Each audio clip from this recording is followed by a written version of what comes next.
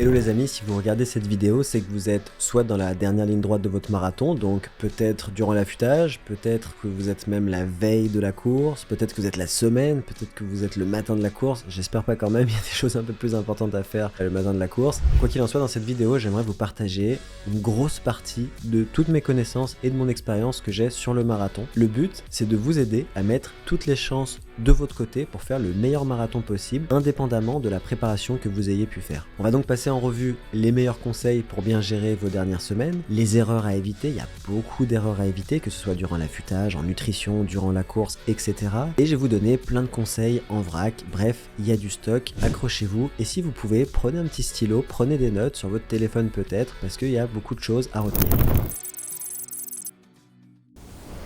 Alors je vais pas faire une vidéo complète sur l'affûtage, mais il faut forcément que je vous parle un peu de l'affûtage parce que c'est un moment critique de la prépa marathon, un moment où beaucoup de gens font des erreurs parce qu'ils commencent à paniquer. Alors l'affûtage, ça va être généralement entre 14 et 21 jours où on va faire une réduction progressive à adapter selon votre fatigue que vous avez accumulée durant votre prépa marathon. Et ce niveau de fatigue, il va vraiment changer d'une personne à l'autre, mais aussi même pour vous, d'une préparation à l'autre, ce ne sera pas le même niveau de fatigue avant de commencer l'affûtage. Donc le but de l'affûtage, c'est augmenter votre forme en réduisant la fatigue. Donc c'est une augmentation de la forme qui, on va le dire, est plutôt indirecte. Avoir des sensations totalement pourries durant l'affûtage, je vous rassure, c'est normal, ça m'arrive presque à chaque préparation, ça arrive à pratiquement tous mes coureurs, c'est vraiment pas inquiétant. Néanmoins, c'est pas systématique, parfois l'affûtage, ça va bien. Et c'est pas non plus une mauvaise nouvelle pour autant. On va réduire le volume, mais aussi la qualité, c'est-à-dire tout ce qui est plus rapide qu'allure marathon, les intervalles, etc. Donc comme je vous disais, entre 2 et 3 semaines, la baisse, elle est vraiment personnelle, et si vous vous doutez, mieux vaut un peu trop s'affûter que ne pas assez s'affûter. Si vous ne savez pas quoi faire durant l'affûtage, moi ce que je vous propose, c'est tout simple, c'est des jogs, un peu moins que ce que vous faites d'habitude, un peu moins long, des intervalles plutôt courts, on va dire entre 30 secondes et 5 minutes. Moi je vous conseille personnellement d'arrêter la musculation, surtout si vous faites des charges lourdes. Vous pouvez continuer du poids du corps, un petit peu de renfort, mais à ce moment-là de la prépa, vous voulez quand même économiser vos muscles et surtout on veut maximiser la récupération, donc il n'y a pas mille façons. Sommeil, nutrition, temps libre, plaisir, stress, on met tout ça dans la même boîte. Ce qui est vraiment important durant l'affûtage et que je vois souvent chez mes coureurs, c'est de ne pas se déconcentrer. Je l'ai fait cette erreur de dire ok, J-14 dernière séance, c'est le dimanche et le lundi c'est terminé, la prépa est finie, c'est gagné et là on commence à faire des erreurs et là on a moins de motivation, tout commence à être pénible. Non, c'est pas comme ça que ça marche. L'affûtage c'est tout aussi important que ce qui vient avant. C'est pas parce que vous faites pas des gros chronos, c'est pas parce que vous faites pas des grosses séances que ça ne sert plus à rien. Au contraire, faut rester focus jusqu'au marathon en fait. C'est aussi durant l'affûtage qu'on va souvent avoir peur de perdre notre forme, on va se sentir un peu moins bien, il y a beaucoup de changements qui se passent dans le corps, hormonaux, musculaires, il y a beaucoup de processus physiologiques qui vont s'activer quand vous allez commencer à baisser votre charge et ça va créer un déséquilibre. Et même si vous vous entraînez moins, créer un déséquilibre, ça reste un stress pour votre corps. Donc moi ce que je dis à mes coureurs, c'est que votre forme, vous l'avez bâtie sur des mois, des années, et c'est pas comme un trousseau de clés que vous pouvez perdre. Votre forme, vous n'allez pas la perdre en quelques jours, surtout si vous continuez à courir ou vous entraîner sur le vélo ou autre durant l'affûtage. Et l'autre truc à faire attention, c'est de ne pas trop regarder les datas. Notre monde va peut-être nous dire que notre forme est en train de baisser, peut-être que votre VO2 max va être en train de baisser, mais tout ça, ça veut pas dire grand chose. Honnêtement, les métriques durant les 2 semaines avant votre course, les regardez pas parce que ça n'a pas vraiment d'intérêt. Peut-être à part pour la fonction rendement que j'aime bien chez Coros, je regarde vraiment pas grand chose. Et comme je vous disais, au niveau du volume sur les 4 dernières semaines, ça va être très individuel. Je vous montre ce que j'ai donné à 4 coureurs qui ont à peu près des niveaux similaires. On va être entre 3h10 et 3h40 et vous pouvez voir que pour chacun, on a eu une stratégie qui est un peu différente. Certains vont faire plus de kilomètres à S-2, d'autres vont courir plus ou moins durant la semaine de course. Bref, il y a des petites variations. Des fois, c'est même encore plus contrasté, mais je voulais vous montrer des profils similaires. La seule leçon à retenir de quoi faire durant les 2, 3, 4 dernières semaines, c'est de vous écouter et de vous faire confiance et de ne pas recopier ce que les autres font parce que honnêtement c'est quelque chose de super personnel l'affûtage. Il y en a qui adorent en faire beaucoup, souvent un petit peu par insécurité, on va pas se mentir, et il y en a qui sont ok en faisant très peu et qui vont malgré tout très bien performer, donc écoutez-vous. D'ailleurs à ce propos-là, je me souviens de l'anecdote de mon coach Reed qui avait un niveau olympique puisqu'il avait participé aux Jeux de Rio et lui il m'avait dit qu'une de ses meilleures courses à vie où je crois il a fait son meilleur temps en 2h10 avant Carbone, c'était une prépa durant laquelle il s'était blessé dans les dernières semaines, il avait presque pas couru avant sa course et il avait fait une de ses meilleures courses à vie, comme quoi il y a plusieurs recettes qui peuvent fonctionner. Ensuite durant l'affûtage, il y a beaucoup de gens qui vont vouloir changer un petit peu peu leur façon de s'alimenter, et là, il va falloir faire attention parce que tout changement n'est pas forcément bon. Ne changez pas radicalement ce qui fonctionne pour vous. Si vous êtes bien entraîné, que vous avez bien récupéré, que vous avez des habitudes qui fonctionnent, ne les changez pas, c'est prendre des risques pour rien en fait. Une erreur par contre, c'est de ne pas faire de carb load. L'idée du carb load, c'est simple, c'est d'augmenter son apport glucidique pour être sûr de restocker le maximum de glycogène dans ses muscles pour avoir le plus d'énergie possible en stock le jour du marathon et pour éviter de frapper un mur. Et même si on prend des gels, c'est-à-dire des glucides exogènes, c'est quand même important de commencer la course avec le maximum de glucides dans votre corps pour ressentir la fatigue le plus tard possible durant la course. Ensuite, en France, on a une mode du régime scandinave ou régime dissocié. Personnellement, je n'y adhère pas, je ne recommande pas à mes coureurs de le faire. Je pense qu'il y a beaucoup de croyances autour de cette diète. En fait, au niveau de la science, il n'y a aucune preuve et les rares articles qui en parlent recommandent de plutôt éviter ce genre de diète pour plusieurs raisons, notamment parce que ça peut baisser l'énergie et que ça peut augmenter aussi les troubles digestifs durant la course. Je le rappelle, le régime scandinave et dissocié, c'est l'idée d'enlever tous les glucides pendant plusieurs jours, puis de les remettre d'un seul coup pour avoir un espèce d'effet de compensation, mais en fait cet effet n'a jamais été prouvé. Une autre chose sur la nutrition, ne vous gavez pas non plus. Des fois on a tendance à prendre le carb load un peu trop au pied de la lettre, mais il faut faire attention. Moi je me souviens que sur mon 20 km de Paris l'année passée, j'avais vraiment trop mangé la veille et je me sentais vraiment pas bien durant la course, et même si j'ai fait une bonne course, je pense que j'aurais fait un peu mieux si j'avais un peu mieux géré ma qualité et ma quantité de nutrition la veille. Donc mon conseil tout simple, c'est restez mesuré, faites ce qui marche pour vous et augmentez un peu les apports glucidiques, pâtes, riz, pain, etc.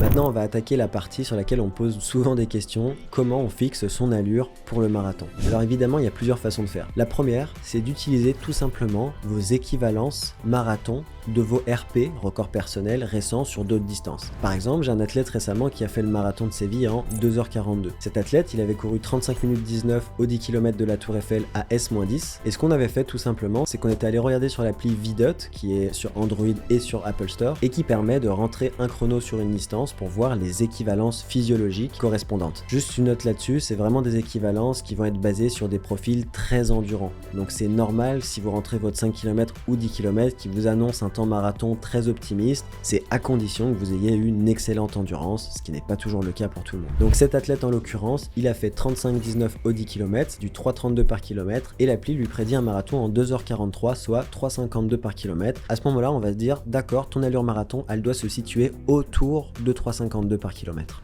La deuxième méthode qu'on utilise en plus de ça, c'est d'utiliser les séances spécifiques, qui sont plutôt en fin de préparation, pour définir les allures de course. C'est aussi à ça que servent les séances spécifiques. Donc on continue avec Florian, je lui avais donné une séance à J-21 qui était 6 km, 5 km, 4 km, 3 km, c'était environ à allure marathon. Sur ces répétitions, il avait tenu 3,48, 3,48, 3,46, 3,48. On va être sur une moyenne à peu près à 3,48 et vous voyez que le marathon de Séville l'a couru à 3,48 par kilomètre. Donc un peu plus vite que son équivalence 10 km. Pourquoi ? Parce que quand il a fait son 10 km, il était plutôt en début de préparation. Pour le coup, Florian, il a une excellente endurance parce qu'on a vraiment augmenté son volume à travers les années et il a pu faire une équivalence, c'est vraiment beau.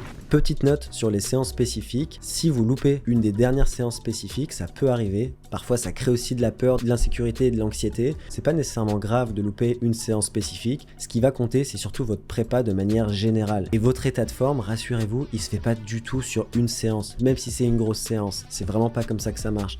Dites-vous que même une grosse séance, elle peut pas vous faire gagner plus qu'un demi% de forme, et encore, c'est déjà énorme. Donc ça, c'est les deux méthodes importantes que j'utilise pour fixer l'allure de course. Et ensuite, il y a des choses à considérer. Déjà, il faut faire une grosse différence entre votre cardio, c'est-à-dire votre fréquence cardiaque, et l'endurance musculaire. C'est pas parce que vous avez le cardio, notamment sur les allures spé, notamment sur les séances spécifiques, pour faire 3 heures au marathon, que vous pouvez tenir l'allure sur 42 km. Pourquoi ? Parce que le facteur limitant sur marathon, il est assez rarement au niveau du cardio, assez rarement au niveau métabolique. C'est pas parce que vous allez générer trop de lactate, c'est vraiment un problème de gestion de l'allure, mais surtout d'endurance musculaire et de bonne économie de course qui permet de durer sur 42 km. Donc ce qu'il faut prendre en compte quand on fixe son allure de course sur marathon, c'est 1. La maturité de l'athlète sur marathon. Plus l'athlète est mature, plus l'athlète a d'expérience et plus plus on peut être précis sur son allure de course, et plus on peut voir son allure de course à la hausse, donc proche de ses équivalences. Il faut aussi tenir compte de son volume. Plus il va courir un gros volume, et plus on va partir du principe qu'il va avoir un gros facteur d'endurance, donc il peut se rapprocher de ses équivalences 5 km, 10 km semi. Est-ce que l'athlète a une bonne résistance à la fatigue de manière générale? Et évidemment, comment s'est déroulée la prépa? Si on arrive à répondre à toutes ces questions et d'utiliser les deux autres stratégies, en général, on peut fixer une allure à quelques secondes par kilomètre qui devrait être très précise. Il y en a peut-être qui se demandent aussi si le prédicteur de course de votre montre, Coros, Garmin ou autre, c'est un bon indicateur. Personnellement, même si je le trouve extrêmement précis, mon prédicteur de course Coros, je vous déconseille de partir sur une allure qui vous suggère. Pourquoi? Parce que vous ne savez pas comment ça a été calculé, parce qu'il faut avoir une fréquence cardiaque extrêmement précise durant toute votre préparation pour que le prédicteur soit précis, et parce que, on le sait, ça marchera pas pour une grosse partie des coureurs. Donc la question à se poser, c'est est-ce que vous voulez vraiment mettre votre marathon dans les mains d'une montre dont vous ne savez pas si la prédiction est précise? Moi je pense pas. Par contre, ça peut donner une info complémentaire intéressante à trianguler avec les autres façons qu'on a vues tout à l'heure. Maintenant, on va un peu parler de la veille de course. Mon plus grand conseil pour la veille de course, c'est d'être organisé pour gérer au mieux votre stress. Vraiment, plus vous êtes organisé, plus vous avez anticipé les choses que vous pouvez anticiper, et moins vous allez être stressé, et plus vous allez être concentré sur ce qui compte vraiment. Donc moi, ce que je vous recommande, c'est non seulement d'être organisé, mais aussi de répéter votre plan. Répétez tout votre plan de course, à quelle heure vous allez vous lever, à quelle heure vous allez prendre votre petit déjeuner, à quelle heure vous allez arriver sur la course. Toutes les choses que vous pouvez anticiper, vous devez les anticiper et vous répétez ce plan-là. Vous pouvez même vous le répéter plusieurs semaines, voire plusieurs mois à l'avance. Personnellement, pour mon marathon, j'avais pensé plusieurs semaines à l'avance en combien j'allais passer au semi, parce que je connaissais déjà ma forme 1 ou 2 mois avant la course finalement. Aussi, la veille, préparez tout ce que vous pouvez préparer, votre sac, votre tenue de compétition, même votre petit-déj si vous pouvez le préparer. Faire ça, ça va diminuer de votre stress, ça va vous faire du bien. Attachez votre dossard aussi, si vous pouvez le faire la veille, n'attendez pas le matin pour le faire, c'est du stress pour rien. Et finalement, au niveau du sommeil, faites attention à pas aller au lit trop tôt. On est tous pareils, on veut faire du zèle, et du coup on part se coucher à 8h en se disant si j'arrive à faire mes 8 heures avant la course, je vais mieux performer. Le problème, c'est que vous allez jamais vous coucher à 8h.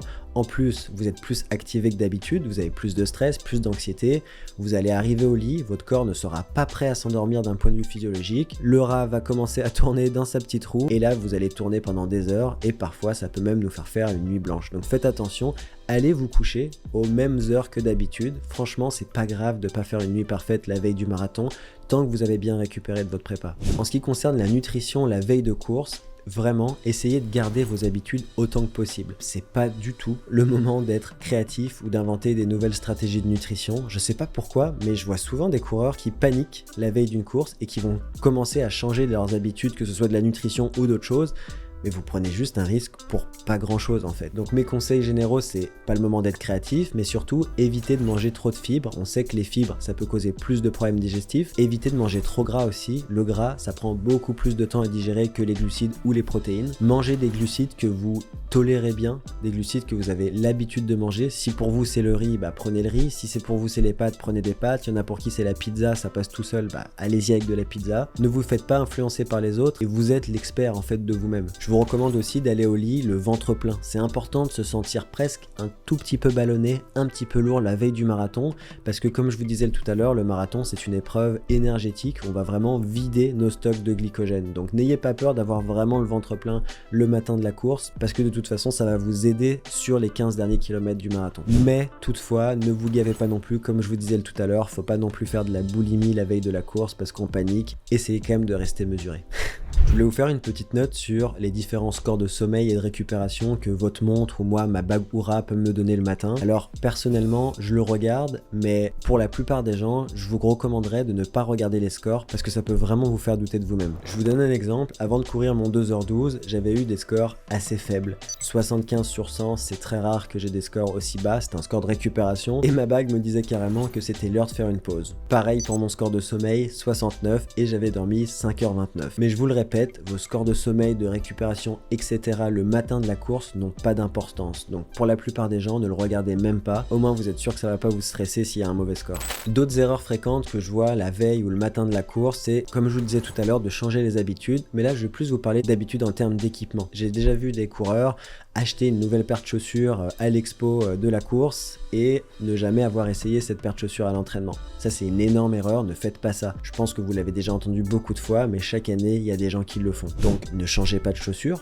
ne changez même pas de chaussettes, ne changez pas de short non plus, gardez la même nutrition, le même petit-déj, les mêmes gels, le même sac si vous courez avec un sac, bref, gardez tout ce que vous avez déjà essayé à l'entraînement. Parce que même une paire de chaussettes différentes pourrait créer des irritations et pourrait vraiment ruiner votre course, donc faites attention à ça. Le matin de la course, faites attention à ne pas manger trop tôt ou trop tard. En général, je recommande 3 heures avant la course, mais là, faut se connaître. Il y en a pour qui ça va être 4 heures, et il y en a pour qui 2 heures, c'est ok. Le matin de la course, faites aussi attention à ne pas manger trop ou trop peu, essayez vraiment de rester mesuré. Des fois, on intellectualise un peu trop les choses aussi simples, mais faites comme d'habitude, ça va bien aller. Juste le truc à faire attention pour le petit-déj, comme je vous l'ai déjà dit, ne pas manger trop gras, ne pas manger trop de fibres. Je vous donne mon exemple, qui n'est pas un exemple nécessairement à suivre, mais pour le coup, pour moi, ça a bien marché, que ce soit avant mon 2h15 ou avant mon 2h12. Je prends mon petit déjeuner environ 3 heures avant l'échauffement. C'est plutôt une bonne quantité, j'ai pas calculé les calories, mais je pense que c'est entre 600 et 800 calories. C'est très sucré, c'est un peu gras, mais pas trop. Il y a un peu de protéines aussi, et il y a surtout pas trop de fibres. Mon petit déjeuner, c'est ce que j'appelle les croquettes espagnoles. C'est vraiment des céréales, on va dire bas de gamme, mais que je digère super bien. J'ai aucun pic glycémique avec ce petit déj, il est testé, approuvé durant des mois, c'est ce que je prends tous les matins et pour moi ça marche nickel. Donc vraiment mon conseil c'est faites ce qui marche pour vous et personnellement je prends le même petit déj que je prends tous les matins le jour d'une course importante, j'amène mes croquettes à la course parce qu'au moins je sais que ça je le digère et que ça fonctionne pour moi. Les petits déj d'hôtel c'est qui tout double parce que vous changez vos habitudes et forcément vous prenez un risque. D'ailleurs si on regarde mes céréales dans une appli comme Yuka, on voit qu'elles sont vraiment très mal notées, mais c'est aussi le problème de ce genre d'appli, c'est qu'elles prennent pas en compte les spécificités de chacun. Au niveau de l'échauffement juste avant la course, là ça va être forcément très individuel, mais pour ceux qui sont un peu perdus, qui doutent ou qui savent pas trop, je vous ai fait un tableau qui tient à la fois en compte de votre chrono sur marathon, mais aussi de votre volume habituel. En gros, l'idée générale à retenir, c'est que plus vous courez vite, plus vous pouvez vous échauffer, parce que vous avez un meilleur niveau. Et l'autre facteur à considérer, c'est votre volume hebdomadaire. Plus vous faites un gros volume habituellement, et plus vous devez vous échauffer, parce que vous êtes potentiellement un peu plus diesel. Donc si on prend les exemples extrêmes, une personne qui devrait plus s'échauffer, ce serait quelqu'un qui fait sub 3 heures et qui fait plus de 80 km par semaine. Cette personne, elle pourrait faire entre 10 et 15 minutes de jog, un peu de mobilité, notamment de l'activation de hanches et de fessiers, ça c'est très important avant un marathon. Ça va vraiment permettre de solliciter un peu moins vos quads et un peu plus votre fessier, qui est un des muscles les plus forts du corps. Vous pouvez faire quelques gammes aussi et quelques accels de 15 secondes, pas à bloc évidemment, mais juste pour créer de la mobilité et avoir une belle amplitude de foulée. Et la personne qui devrait selon moi le moins s'échauffer, c'est quelqu'un qui va viser un peu plus de 4 heures en marathon, qui va faire moins de 40 km par semaine. Dans ce cas-là, cette personne, elle peut juste faire 5 minutes de marche ou alors juste la marche pour aller à la course. En général, il y a bien 10, 15, 20 minutes à marcher pour aller à la ligne de départ. Un peu de mobilité et ça suffit. On peut utiliser les premiers kilomètres de marathon pour bien finir son échauffement. Maintenant, je vais parler d'un des points les plus importants de cette vidéo, c'est la stratégie de course. Alors attention, ça va faire débat, je vous donne mon avis, je vais essayer de l'appuyer au mieux et de l'argumenter le mieux possible, mais forcément, tout le monde ne va pas être d'accord et c'est ok. Donc votre stratégie de course, forcément, c'est primordial. Je pense que c'est le facteur numéro 1 de succès ou d'échec sur marathon, indépendamment de votre forme et de la prépa qui a été réalisée en amont. Alors la stratégie de course, ce que je vous recommande, c'est peu importe ce que vous choisissez, fixez-la bien en avance et ne la touchez plus. Souvent les gens se font influencer par d'autres personnes qui vont dire « Oh moi je pars à cette allure là, est-ce que tu veux partir avec moi ?» Mais honnêtement, vous devriez vraiment faire votre propre partition, votre propre course, parce que vous êtes unique et ce qui marche pour vous ne marche pas forcément pour un autre et votre forme, c'est vous qui la connaissez. Donc est-ce qu'il faut faire un negative split, un positive split ou un even split? Donc pour ceux qui savent pas, un negative split, ça veut dire qu'on va finir plus vite la deuxième partie de la course. Le positive split, c'est l'inverse. Et un even split, ça veut dire qu'on va être très constant durant toute la course. La meilleure approche pour moi, il n'y a aucun doute, et là je parle surtout pour les amateurs, voire les sub-élites, c'est le negative split. La raison, c'est que le negative split, il va maximiser vos chances et minimiser les risques. Et l'autre point dont on parle peu, c'est que c'est très motivant de dépasser des gens durant la deuxième partie de course. Pour essayer d'argumenter mon point, je vous ai fait un petit tableau avec les différentes hypothèses. Donc on va partir du principe que on a un coureur dont l'objectif est de courir 3 heures au marathon. Donc ce coureur qui veut réaliser 3 heures au marathon, On va dire que son niveau réel, il le connaît pas vraiment. En fait, on connaît jamais notre niveau réel et c'est pour ça que c'est un petit peu anxiogène, un petit peu stressant avant un marathon parce qu'on sait pas exactement ce qu'on vaut.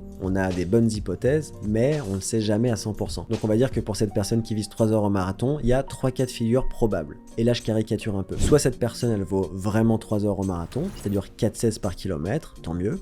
Soit cette personne, elle vaut un peu moins bien, c'est-à-dire 3h05, 4,23 par kilomètre. Ou alors cette personne, elle vaut un peu mieux, c'est plus rare mais c'est possible, ça veut dire qu'elle se sous-estime, elle vaut 2,55, 4,09 par kilomètre. Maintenant on va mettre en relation pour chacun de ces cas la stratégie de course, c'est-à-dire negative split, even split et positive split, et voir quelle serait la conséquence plausible. Donc quand c'est en vert, ça veut dire que ça fonctionne, que les chances de faire un RP ou de réaliser son objectif sont optimales. Quand c'est orange, les chances sont, on va dire, mitigées, et quand c'est rouge, en gros ça veut dire explosion. Si la personne, elle vaut 2,55 au marathon, en vrai, peu importe la stratégie de course, elle fera probablement son objectif de 3 heures, car même si elle passe trop vite au semi, vu qu'elle avait une certaine marge, elle va pas vraiment exploser et elle va limiter la casse. Donc pour quelqu'un qui vaut mieux, aucun problème. Si la personne vaut 3 heures au marathon et qu'elle fait un negative split, ça va bien fonctionner. Si elle fait un even split, normalement, ça devrait bien fonctionner aussi. Par contre, si cette personne-là part trop vite et qu'elle vaut vraiment 3 heures au marathon, donc quand je dis trop vite, ça veut dire que la personne, elle va passer par exemple 2 à 3 minutes plus vite que son temps au semi. Ça veut dire par exemple que cette personne va passer en 1,27 au semi. Là, on va avoir un risque d'explosion qui est assez élevé puisque la personne, elle a pile le niveau de 3 heures. Donc logiquement, sur la deuxième partie de course, la personne va ralentir et on sait comment ça marche quand on ralentit sur marathon. C'est un peu un cercle vicieux, que ce soit en termes physiologiques mais aussi en termes psychologiques où plus on ralentit, on commence à se faire dépasser et ça devient compliqué. Maintenant, et ça c'est le scénario qui est peut-être le plus intéressant, imaginez que cette personne, en fait, elle part pour un 3 heures au marathon, mais son vrai niveau, c'est 3h05. Et elle le sait pas, évidemment. Si cette personne fait un negative split, c'est-à-dire qu'elle va passer en 1,32 ou 1,33 au semi, il y a des grandes chances pour que cette personne, elle finisse en 3h04, 3h05, et au final, c'est bien, puisque c'est ce que cette personne vaut. Alors peut-être qu'elle va être déçue parce qu'elle visait 3 heures, mais en même temps, elle aurait pas pu le faire. Si cette personne fait un even split, déjà ça se complique. Faut imaginer que cette personne, elle vaut 3h05, ça veut dire que normalement, elle devrait passer en 1,22,30 au semi, et là elle passe en 1,30. Donc forcément ça va faire mal sur la deuxième partie de course et les risques d'exploser ils sont quasiment assurés. Imaginons maintenant que cette personne elle fait un positive split, c'est-à-dire qu'elle passe en 1h27, 1h28 au semi, alors que son vrai niveau c'est 4 minutes plus lent au semi. Là, c'est sûr à 100% que l'explosion va être colossale.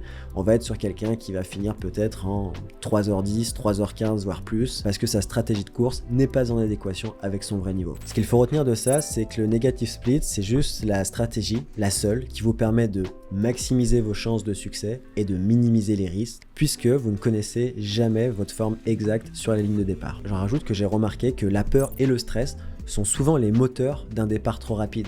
Et oui, forcément, quand on est un peu insécure, quand on a peur de ne pas faire notre objectif, on préfère se dire qu'il vaut mieux prendre de l'avance, comme ça on va maximiser nos chances de faire un chrono, mais en fait, comme vous l'avez vu avant, c'est tout l'inverse qui va se produire. Donc moi, ce que je vous suggère, c'est faites-vous confiance, faites confiance à votre corps. Si vous avez vraiment le niveau pour faire 3 heures au marathon, si vous passez en 1,32, vous allez largement pouvoir rattraper le retard. Pourquoi ? Parce que le marathon, c'est très sous-maximal et vous avez une grande marge de vitesse en fait pour aller plus vite que votre allure marathon si vous avez la forme. Perso, je pense que ça prend plus de courage de faire un negative split parce qu'il va falloir rattraper le retard, mais je pense que c'est beaucoup plus payant. Et quand on parle de negative split, vous n'êtes pas obligé de faire 5 minutes plus lent au semi. Vous pouvez faire entre 30 secondes et 3 minutes de retard au semi. En général, ça fonctionne bien. C'est la stratégie que j'applique avec tous mes coureurs et quand ils arrivent bien à la réaliser, à chaque fois ça fait mouche. Donc forcément, si votre stratégie de course est bien rodée, il faut bien connaître vos allures et pour ça, j'ai une petite technique que j'utilise sur certaines courses, c'est de noter vos temps de passage,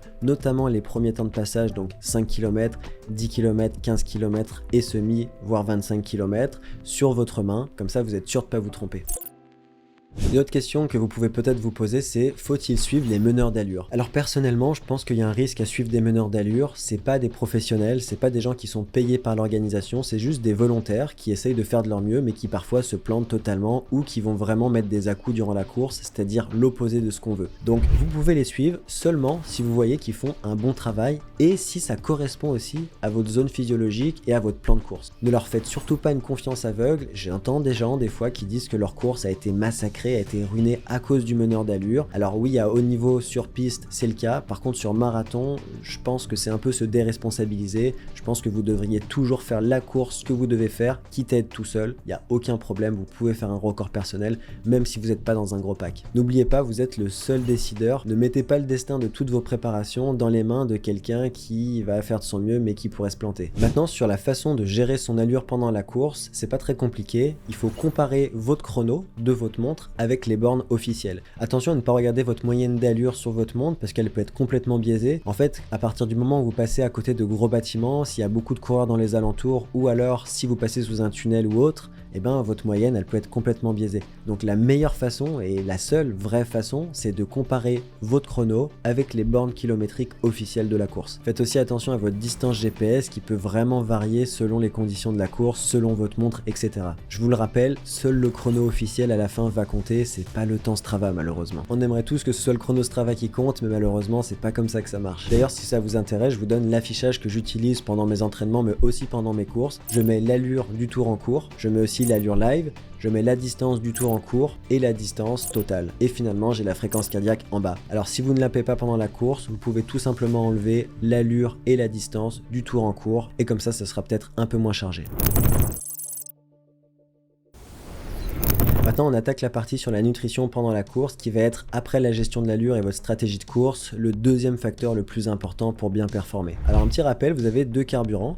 Vous avez soit les glucides, c'est-à-dire le glycogène que vous stockez dans vos muscles, qui va pouvoir être utilisé comme énergie, notamment quand vous courez vite, ou vous pouvez utiliser les graisses, c'est la lipolyse, où on va transformer les graisses en glucides, si je résume très schématiquement, et c'est comme ça que vous avez deux sources d'énergie. Quand on court, quelle que soit l'intensité en fait, c'est toujours les deux, ça va être toujours les graisses et le glycogène ou les glucides qui vont être utilisés pendant l'effort. Plus on court vite, plus ce sont les glucides qui vont être utilisés. Plus on court lentement, plus l'oxydation des graisses va être importante. À allure marathon, on va être entre 60 et 85% de l'énergie qui va provenir des glucides. Et à très haut niveau, on va pas être loin des 100%. C'est pour ça qu'on prend des gels durant la course. Alors il est vrai qu'il y a des exemples de personnes qui arrivent à courir un marathon juste en buvant de l'eau. Mais la vraie question, c'est pas est-ce que c'est possible de courir un marathon sans glucides? Ça on sait tous que c'est possible, surtout quand on est entraîné. La vraie question c'est est-ce que c'est optimal pour la performance? Et là la réponse évidente pour moi c'est évidemment non. Donc ce qu'il faut bien comprendre c'est que les glucides qu'on prend pendant la course, ils vont surtout être utiles sur les 15 derniers kilomètres. En fait sur le papier, vous avez des réserves de glycogène pour environ, on va dire entre 20 et 30 km. Là ça va vraiment dépendre de chaque individu et de notre capacité à utiliser aussi les glucides. Donc les gels qu'on prend tôt dans la course, je le répète, c'est pour les derniers kilomètres. Au niveau de la quantité de glucides à prendre pendant la course, il va falloir prendre quelque chose que vous êtes à peu près sûr de pouvoir digérer. À la fois en lien avec ce que vous avez pris à l'entraînement, mais aussi en lien avec ce que vous avez pris durant d'autres courses. C'est aussi vraiment important de prendre de l'eau avec vos gels. Ça va vous permettre de limiter les problèmes digestifs et d'augmenter aussi votre capacité d'assimilation des glucides. Je vous recommande de prendre un gel tous les 5 à 8 km selon votre niveau et selon vos habitudes. Et surtout, prenez la marque de gel que vous avez testé à l'entraînement. J'avais lu dans un article récemment qu'environ 73% des marathoniens n'atteignaient pas la recommandation de 30 à 60 grammes de glucides par heure durant leur marathon. Donc déjà, si vous arrivez à prendre cette dose qui n'est pas si élevée, vous êtes meilleur que la plupart des gens et vous mettez plus de chances de vos côtés. Donc je vous le rappelle, un gel, c'est en général entre 20 et 30 grammes de glucides. Après, je sais qu'il y a des marques qui créent des gels encore plus gros que ça maintenant, mais personnellement, je le recommande pas. C'est déjà énorme, 20 à 30 grammes de glucides à digérer, surtout si vous prenez beaucoup de gel. Je vous propose un petit plan de course. C'est vraiment une ligne générale, mais pour ceux qui sauraient pas, ça peut être utile. Donc moi, j'aime bien prendre un gel entier 15 minutes avant le départ pour vraiment remaximiser les stocks de glycogène. Et ensuite, tous les 5 km, je vais prendre un gel. Donc vous pouvez soit prendre un gel en entier, soit vous pouvez prendre un demi-gel selon votre stratégie, mais je vous recommande d'avoir une bonne fréquence, car plus vous avez une fréquence d'absorption des glucides élevée, plus vous allez envoyer le message qu'il faut envoyer du sang dans l'estomac, et du coup vous allez avoir une meilleure digestion.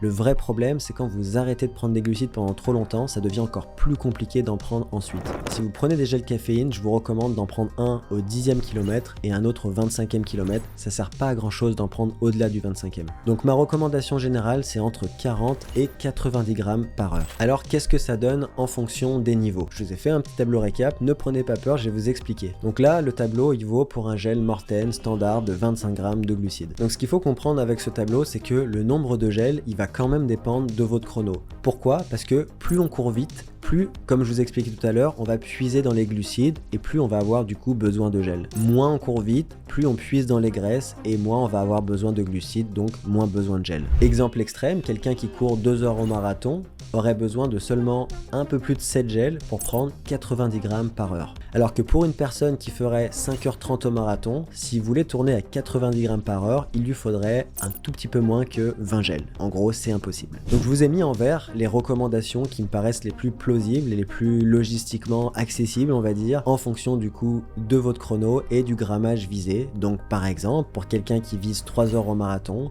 je pense que prendre entre 7 et 8 gels, c'est plutôt acceptable et du coup ça fait entre 60 grammes et 70 grammes par heure. Alors que pour quelqu'un qui voudrait viser 5 heures au marathon, 8 à 10 gels c'est déjà pas mal et ça le place entre 40 et 50 grammes par heure. Mais le plus important, comme je vous disais tout à l'heure, c'est de prendre une quantité de glucides qui est proche de ce que vous avez pratiqué à l'entraînement, de ce que vous avez l'habitude de prendre. Et surtout, ne testez pas une nouvelle marque de gel, sauf si vous êtes comme moi, que vous faites tomber vos gels le jour de la course et que vous êtes obligé de prendre les gels de l'organisation. Dans ce cas-là, je pense que c'est mieux de prendre une nouvelle marque de gel que de se priver de glucides.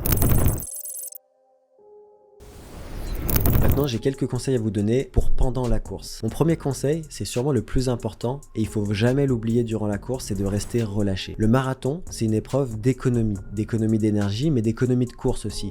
Et plus vous allez être relâché physiquement et mentalement, moins vous allez dépenser d'énergie. Donc le jeu, c'est vraiment d'avoir le plus d'énergie à partir du 25e, 30e kilomètre pour potentiellement pouvoir finir un peu plus fort ou pour pouvoir au moins maintenir son allure. Donc pour rester relâché, il faut se concentrer sur soi et éviter de mettre trop son attention sur l'extérieur parce qu'un marathon, il se passe tellement de choses qu'on peut vite s'épuiser. Donc je vous le répète, un bon marathonien, c'est celui qui sauve le plus d'énergie. L'autre conseil, c'est de rester le plus régulier possible. Dans un monde idéal, vous auriez le même allure par kilomètre. Évidemment, si on part du principe que le parcours est totalement plat, s'il y a une côte, n'essayez pas de tenir la même allure, mais faites à l'effort, ralentissez un peu, c'est vraiment important, sinon vous allez être dans une autre zone physiologique, vous allez créer trop de fatigue tout simplement. Donc pour rester constant, souvent la meilleure stratégie paradoxalement, c'est d'être concentré sur vous et de checker un peu la montre pour confirmer vos sensations et non l'inverse. Surtout, évitez les à-coups, j'en ai vu plusieurs fois des coureurs, même de très bon niveau, mettre des gros à-coups en plein milieu de la course.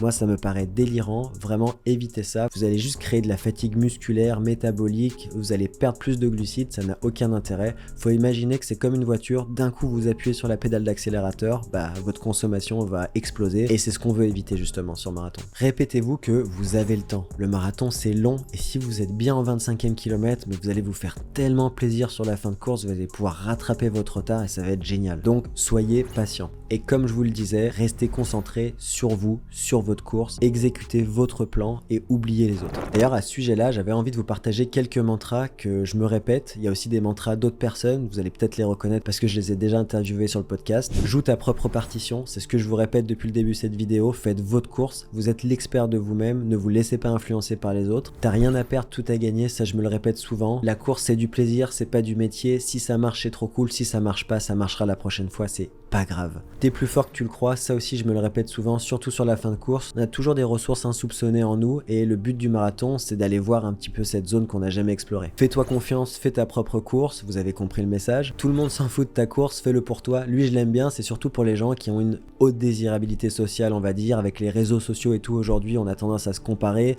on a tendance à être aussi un petit peu anxieux, d'avoir peur que notre résultat ils soient un peu moqués par les autres ou qu'ils soient pas au niveau espéré, mais je vous assure en vrai tout le monde s'en fout, tout le monde est surtout occupé par sa propre vie. Chaque kilomètre est une victoire, c'est un truc que je me répète surtout à partir du 30e parce qu'on a tendance à se dire au 30e wow il reste quand même 12 km, mais si vous prenez kilomètre par kilomètre et que vous vous dites que chaque nouveau kilomètre c'est une victoire, je vous assure que ça va être moins pire. T'as jamais été aussi proche de l'arrivée, elle l'est pas mal celle-là. C'est pas grave de se planter, mais au moins donne tout. Si vous voyez que vous allez pas faire le chrono, si vous voyez que vous êtes pas dans un bon jour ou qu'il y a des circonstances compliquées, de la chaleur, du vent ou quoi que ce soit, dites-vous que en soi, donner son meilleur, c'est déjà super honorable et parfois le chrono ne sera pas là, mais ça veut pas dire que la course est mauvaise pour autant. J'ai eu des expériences de course où certes le chrono n'était pas optimal, mais où vraiment j'étais fier de moi d'avoir tout donné et ça c'est peut-être le plus important dans notre sport. Et finalement, reste bien relâché, vous avez compris, j'en ai déjà parlé tout à l'heure.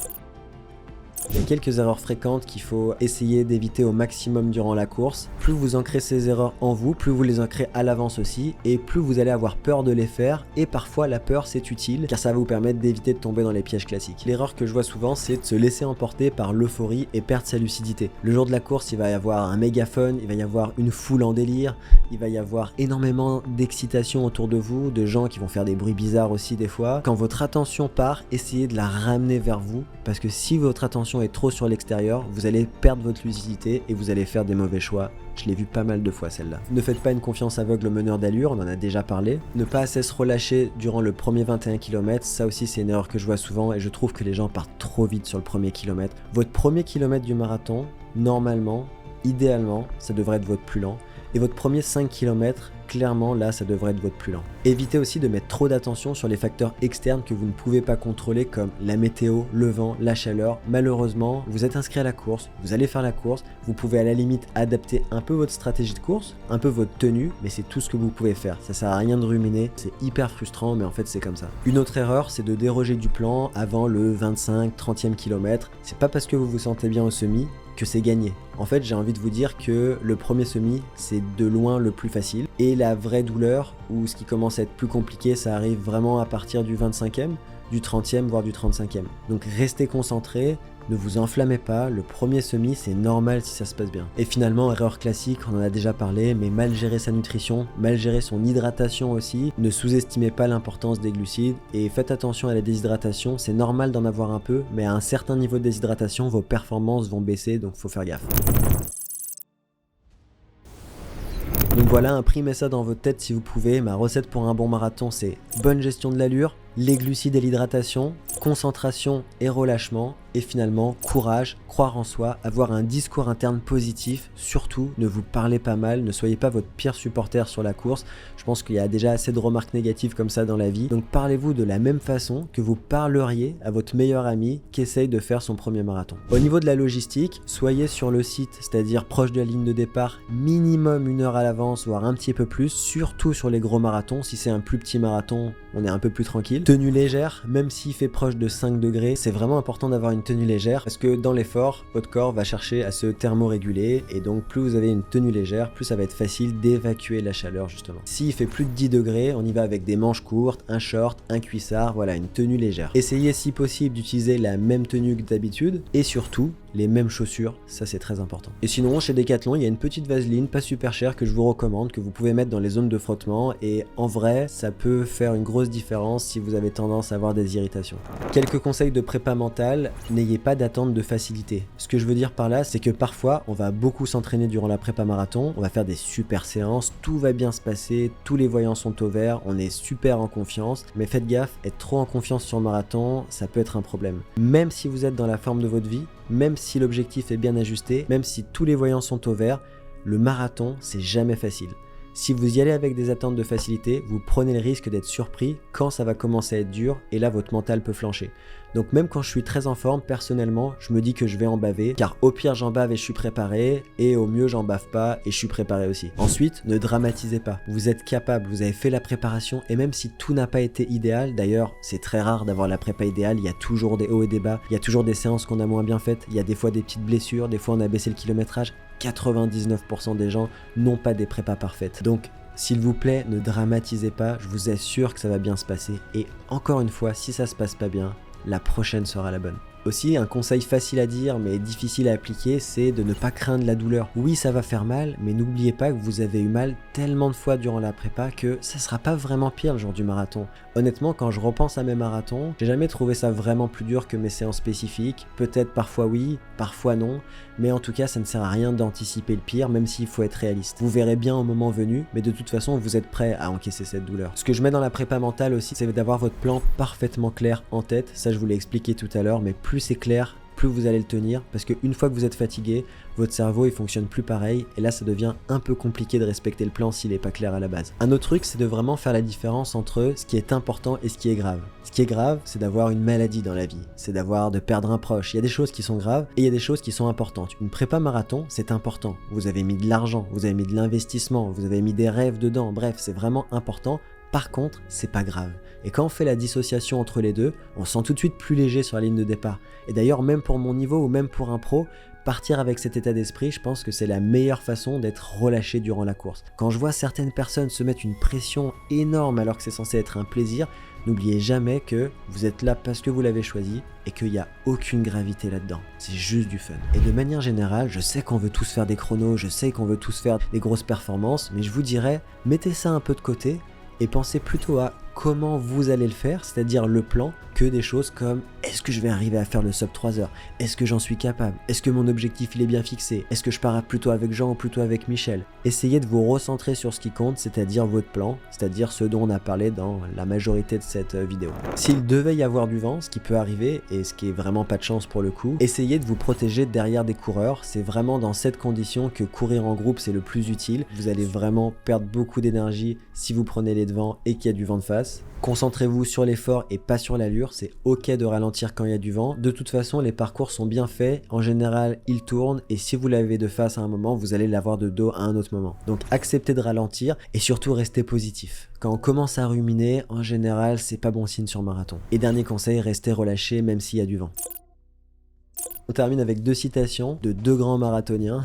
Sénèque, il a dit un truc, je pense que quand il l'a dit, il pensait pas au marathon, mais ça s'applique parfaitement. Il a dit, nous souffrons davantage dans notre imagination que dans la réalité. Et je crois que pour ça, il a vraiment vu juste. Souvent, les marathoniens, on va avoir tendance, et c'est naturel, c'est comme ça que notre cerveau fonctionne, à se projeter notre douleur, à projeter nos angoisses, à projeter tout ce qui ne pourrait pas aller. Et en soi, c'est une bonne chose d'anticiper le pire, mais je pense qu'il faut pas non plus perdre toute son énergie avec des choses qui ne sont jamais arrivées et qui n'arriveront probablement pas en fait. D'ailleurs, quand on pense à la douleur qu'on va ressentir dans le marathon, je sais pas si ça vous fait la même chose, mais souvent c'est bien pire dans mon imagination qu'une fois qu'on est dedans, où en fait, bah c'est là et je suis capable et ça fait mal, mais on y arrive toujours finalement. Donc la leçon, c'est de ne pas se mettre mal, votre cerveau il vous joue des tours, il a évolué comme ça, et si vous en avez conscience, ce sera beaucoup plus facile de gérer ces émotions-là. Et l'autre marathonien de haut niveau qui nous a dit un truc intéressant, c'est Gustave Flaubert. Il a dit « Le succès est une conséquence et non un but ». Et moi, le lien que je fais avec ça, c'est que si vous êtes trop axé sur le chrono, vous perdez de vue que c'est pas parce que vous visez un chrono que vous allez augmenter vos chances de succès. Ce qui va augmenter vos chances de succès, c'est le plan. Faire un sub 3 heures, c'est la conséquence d'une bonne préparation et d'un plan parfaitement exécuté. C'est pas la conséquence de penser 1000 fois par jour au sub 3 heures. Ça va juste créer plus d'obsession, de stress et c'est un petit peu inutile selon moi. Voilà, c'est tout pour moi. Je vous souhaite un excellent marathon. Si ça se passe pas bien, c'est pas grave. Il y a de grandes chances que ça se passe bien et soyez fiers de vous. Moi, je vous dis à bientôt dans une prochaine vidéo. À bientôt les machines. Ciao.